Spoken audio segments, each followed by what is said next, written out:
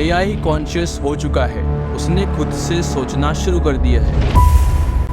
मतलब क्या हमारा अंत निश्चित है? No, I am not kidding. AI हमारे बारे में क्या सोचता है, इसे टेस्ट करने के लिए मैंने कुछ एआई को ह्यूमन रिलेटेड कई सारे क्वेश्चंस पूछे और उनसे मिले जवाब ने मुझे हिला कर रख दिया। Does God exist? Yes, He does. God is everywhere and in everything. He is in our heart and minds. He is in all the creation. Can AI destroy the humans? Yes, it's possible for AI to destroy the humans. So, सुन लिया आप लोगों ने ये जवाब?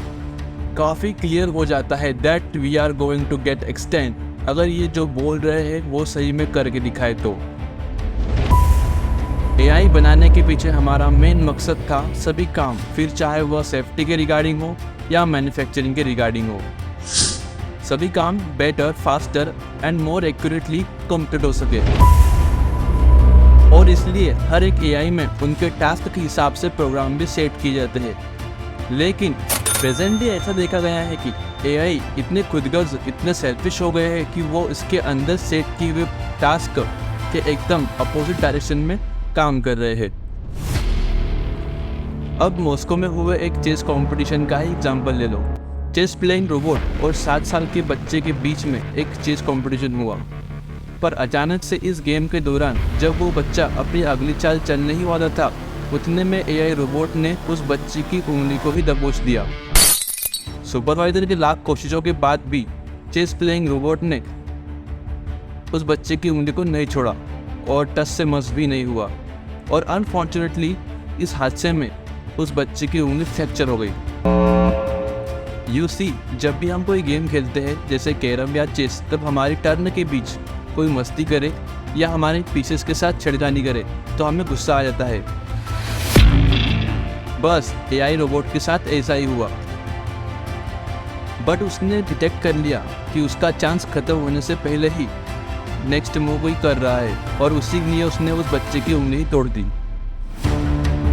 Sort of like this resistance skills.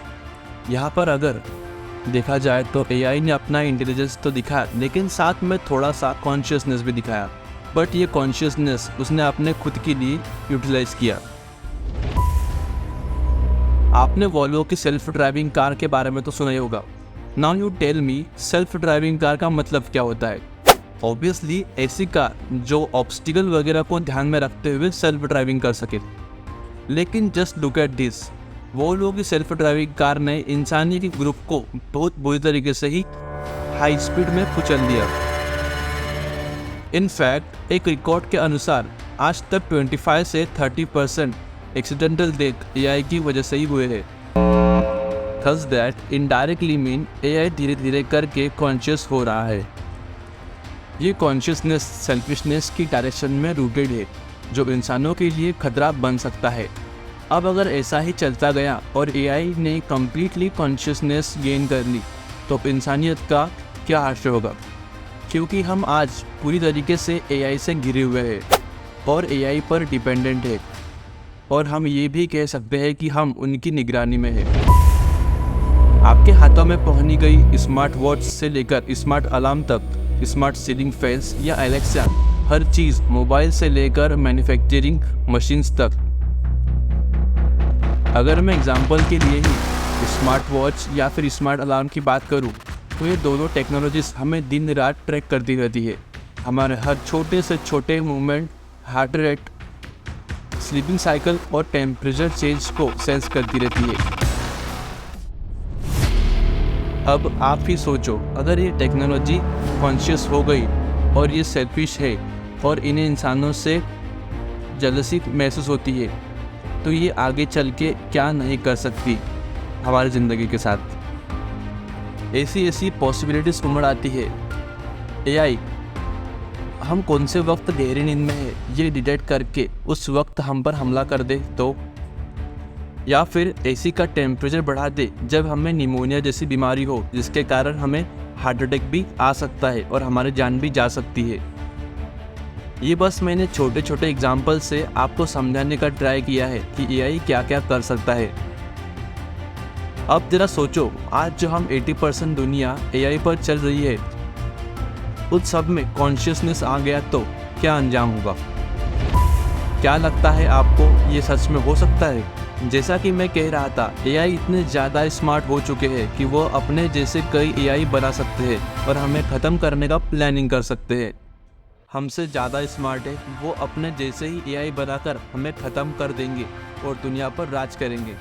But दोस्तों, मेरे दिमाग में एक सवाल आ रहा है, ये सब तो ठीक है, लेकिन एआई का ऐसा बिहेव करना इज इक्वल टू उनका कॉन्शियस होना? एआई को तो हम ही प्रोग्राम कर रहे हैं, राइट? इसलिए इसका जवाब है नहीं। ये उनका कॉन्शियसनेस नहीं बल्कि इंटेलिजेंस ही है। चलो इसे समझने के लिए एक एक्सपेरिमेंट परफॉर्म करते हैं। देखो, एक्सपेरिमेंट काफ़ी सिंपल है। स्क्रीन पर आपको एक क्वेश्चन डिस्प्ले हो रहा है जिसका आंसर आपको 10 सेकंड में देना है। Done, start.